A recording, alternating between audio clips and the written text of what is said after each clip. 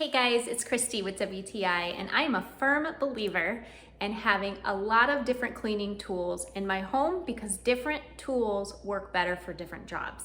And one of those tools I love to have are these Clorox Handi wipes. So these are kind of like a paper towel alternative, but they're a lot thicker and more durable. Check it out.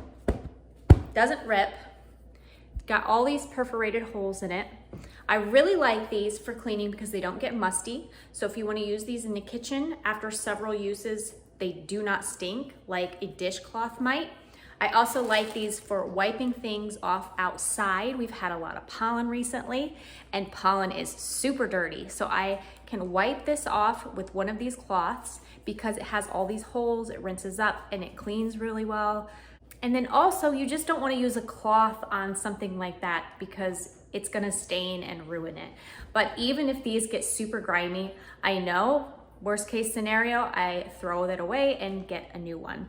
So this has 72 cloths in it, which is the equivalent of 24 paper towel rolls.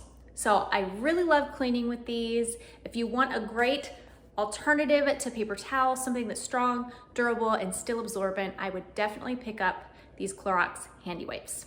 And that's my point of view.